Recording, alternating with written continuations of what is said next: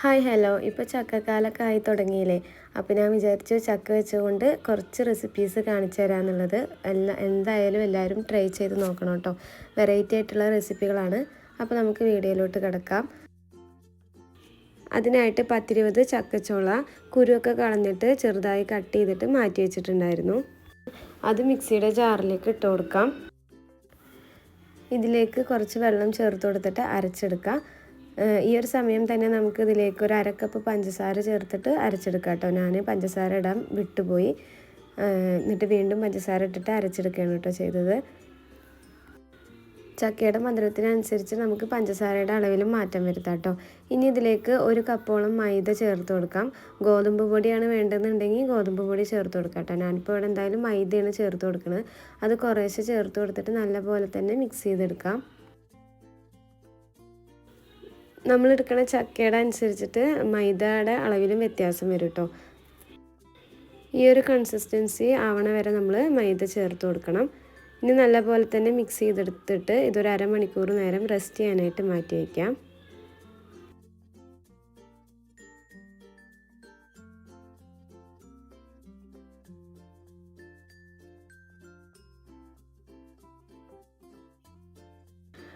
അരമണിക്കൂറിന് ശേഷം ഇതൊന്ന് വീണ്ടും ഒന്ന് ഇളക്കി യോജിപ്പിക്കുക. അതിനുശേഷം ഇത് നമുക്ക് ഫ്രൈ ചെയ്തെടുക്കാം കേട്ടോ. ഫ്രൈ ചെയ്തെടുക്കാനായിട്ട് ഒരു പാനിലേക്ക് ആവശ്യത്തിന് ഓയിൽ ചേർത്ത് കൊടുക്കുക. എന്നിട്ട് 1 ടീസ്പൂണിലേക്ക് ഇതുപോലെ എടുത്തിട്ട് എണ്ണയിലേക്ക് ഇട്ട് കൊടുക്കുക കേട്ടോ.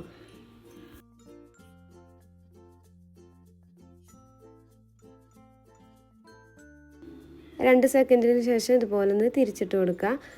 അങ്ങനെ തിരിച്ചു മറിച്ചൊക്കെ ഇട്ടിട്ട് ഇത് നമുക്ക് ഫ്രൈ ചെയ്തെടുക്കാം കേട്ടോ. ഒരു ഗോൾഡൻ ബ്രൗൺ കളർ ആകുമ്പോഴേക്കും നമുക്ക് എണ്ണയിൽ നിന്നും കോരി മാറ്റാം.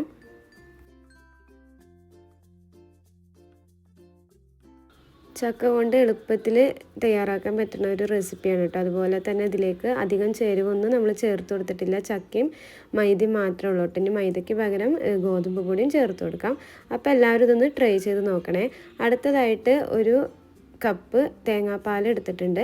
അതിലേക്ക് 1 ടീസ്പൂണ് കോൺഫ്ലോറും ചേർത്ത് കൊടുത്തിട്ട് നല്ലപോലെ മിക്സ് ചെയ്ത് മാറ്റി വയ്ക്കുക കേട്ടോ. ഇനി പാനിലേക്ക് 1 ടീസ്പൂണോളം ബട്ടർ ചേർത്ത് കൊടുക്കുക. ബട്ടർ ഒന്ന് ചൂടായി വന്നാൽ ഇതിലേക്കൊരു 5-6 ചക്കച്ചോള അരിഞ്ഞത് ചേർത്ത് കൊടുക്കാം.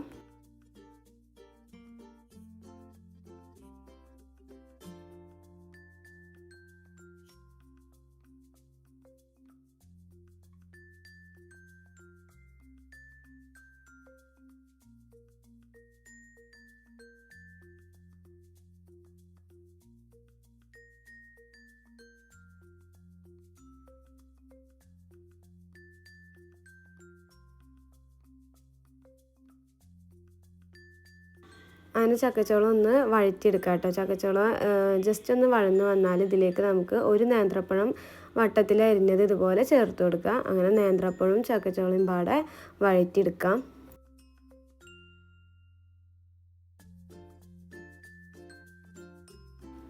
ഇനി നമുക്കിത് പാനിൻ്റെ സൈഡിലേക്ക് മാറ്റി കൊടുത്തതിന് ശേഷം 1/4 കപ്പോളം പഞ്ചസാര ചേർത്ത് കൊടുത്തിട്ട് ഒന്ന് കാരമലൈസ് ചെയ്തെടുക്കാം കേട്ടോ.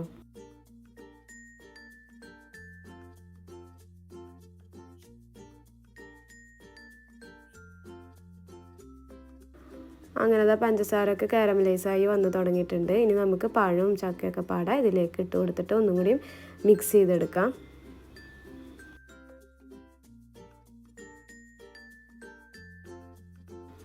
അങ്ങനെ എല്ലാം ഒന്ന് മിക്സായി വന്നതിന് ശേഷം നമ്മൾ നേരത്തെ തയ്യാറാക്കി വെച്ച തേങ്ങാപ്പാലിൻ്റെ കൂട്ടുണ്ടല്ലോ അതും കൂടി ചേർത്ത് കൊടുക്കുക. ഒരു 2-3 മിനിറ്റ് നേരം ഇളക്കുമ്പോഴേക്ക് ഇതുപോലെ കട്ട് ചെയ്ത് വന്ന് തുടങ്ങും കേട്ടോ. അതിലേക്ക് കുറച്ച് നട്ട്സ് പൊടിച്ചതും കൂടിയും ചേർത്ത് കൊടുക്കുക. ഈ ഒരു വിഭവം ചൂടോട് കൂടി തന്നെ കഴിക്കാൻ ഭയങ്കര ടേസ്റ്റാണ്. അപ്പോൾ എല്ലാവരും ഇത് ട്രൈ ചെയ്ത് നോക്കണേ. അടുത്തതായിട്ട് ചക്ക വെച്ചിട്ടൊരു വെറൈറ്റി വിഭവം ഉണ്ടാക്കുക. അതിനായിട്ട് നമ്മൾ ഏത് പാത്രമാണോ എടുക്കുന്നത് അത് നമുക്ക് നെയ്യ് തടവിട്ട് മാറ്റി വയ്ക്കുക. അതിനുശേഷം ഒരു 10-20 ചക്കച്ചോളം ഞാനിവിടെ എടുത്തിട്ടുണ്ട്. അത് മിക്സിയുടെ ജാറിലേക്ക് കുറച്ച് വെള്ളം ചേർത്ത് കൊടുത്തിട്ട് അരച്ചെടുക്കാം. അരച്ചെടുത്തത് ഇതുപോലെ പാനിലേക്ക് ഒഴിച്ചു കൊടുക്കാം. ഇതിലേക്ക് ആവശ്യത്തിന് പഞ്ചസാര ചേർത്ത് കൊടുക്കാം കേട്ടോ. ഞാനിപ്പോൾ ഇവിടെ 1/2 കപ്പോളം പഞ്ചസാരയാണ് ചേർത്ത് കൊടുക്കുന്നത്. പഞ്ചസാര ചേർത്ത് കൊടുത്താൽ ഇതൊന്ന് ലൂസായി വരും കേട്ടോ. അങ്ങനെ വീണ്ടും ഇതൊന്ന് കുറുകി വരുന്ന വരെ നമ്മൾ തിളപ്പിച്ചെടുക്കാം. പിന്നെ ഇതിലേക്കൊരു 1/2 കപ്പ് കോൺഫ്ലോർ എടുക്കുന്നുണ്ട്. അതിലേക്ക് ആവശ്യത്തിന് വെള്ളം ചേർത്ത് കൊടുത്തിട്ട് മിക്സ് ചെയ്തെടുക്കാം. ഇനി നമുക്ക് ഈ കോൺഫ്ലവറിൻ്റെ മിക്സ് ഉണ്ടല്ലോ അത് ഇതിലേക്ക് ഒഴിച്ചു കൊടുത്തിട്ട് കൈവിടാതെ തന്നെ ഇളക്കി കൊടുക്കാം കേട്ടോ. ഇത് 2-3 മിനിറ്റ് നേരം ഇളക്കുമ്പോഴേക്കും ഇതൊന്ന് കുറുകി വരാൻ തുടങ്ങും കേട്ടോ. അങ്ങനെ കൈവിടാതെ തന്നെ ഇത് ഇളക്കിക്കൊണ്ടേ ഇരിക്കണം, അതില്ലെങ്കിൽ അടിക്ക് പിടിക്കും കേട്ടോ. ഈ ഒരു സ്റ്റേജൊക്കെ ആകുമ്പോഴേക്കും നമുക്കിത് ഓഫ് ചെയ്ത് വയ്ക്കുക. ഇതിലും നല്ലപോലെ കുറുകയാണെങ്കിൽ ഇതൊരു ഹലുവ പരുവത്തിൽ കിട്ടും കേട്ടോ. നമ്മൾ ജെല്ലി പോലെ എടുക്കാൻ വേണ്ടിയിട്ടാണ് ഈ ഒരു സ്റ്റേജിൽ ഫ്ലെയിം ഓഫ് ചെയ്ത് വയ്ക്കുന്നത്. അതിനുശേഷം നമ്മൾ നേരത്തെ ഗ്രീസ് ചെയ്ത് വെച്ച പാത്രം ഉണ്ടല്ലോ അതിലേക്ക് ഇത് ഒഴിച്ചു കൊടുക്കാം.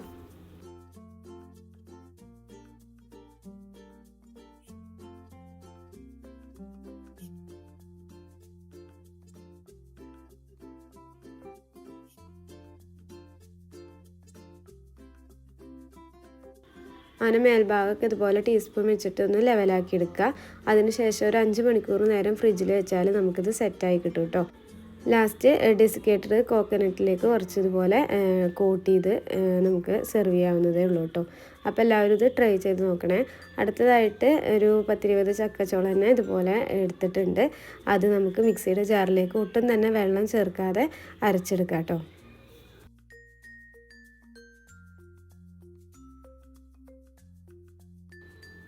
ഇനി ഒരു പാനിലേക്ക് 1/2 കപ്പോളം ശർക്കര ചേർത്ത് കൊടുക്കുന്നുണ്ട് കേട്ടോ. ശർക്കര ഉരുക്കിയതാണ് എടുക്കുന്നത്. അതിലേക്ക് 3/4 കപ്പോളം തേങ്ങ ചിരകിയതും കൂടി ചേർത്ത് കൊടുത്തിട്ട് നല്ലപോലെ തന്നെ മിക്സ് ചെയ്തെടുക്കുക.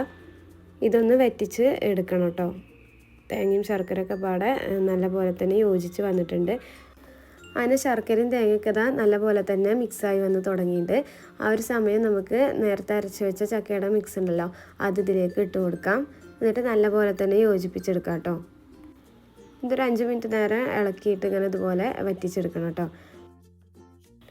ഇതൊന്ന് വറ്റി തുടങ്ങിയാൽ നമുക്ക് ഇതിലേക്ക് അവില് ചേർത്ത് കൊടുക്കാം കേട്ടോ. ഞാനിപ്പോൾ ഇവിടെ 1/4 കപ്പ് അവിലാണ് ചേർത്ത് കൊടുക്കുന്നത്.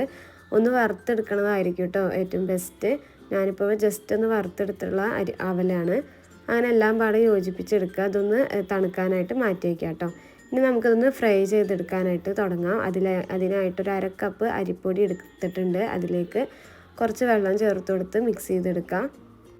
1/4 കപ്പ് കറുത്ത എള്ളും കൂടിയും ചേർത്ത് കൊടുത്തിട്ടുണ്ട് കേട്ടോ. ആവശ്യത്തിന് തന്നെ വെള്ളം ചേർത്ത് കൊടുത്തിട്ട് ഈ ഒരു കൺസിസ്റ്റൻസി ആവണ വരെ അതൊന്ന് ഇളക്കിയെടുക്കാം കേട്ടോ. അധികം ലൂസും അല്ല, എന്നാൽ നല്ല കട്ടിക്കും ആവരുത് കേട്ടോ ഈ ഒരു മാവ്. ഇനി നമ്മൾ നേരത്തെ തയ്യാറാക്കിയതിൽ നിന്നും ഒരു ഉരുള ഇതുപോലെ എടുത്തിട്ട് ഇതിലൊന്ന് കോട്ട് ചെയ്തിട്ട് നമുക്കിത് ഫ്രൈ ചെയ്തെടുക്കാം കേട്ടോ.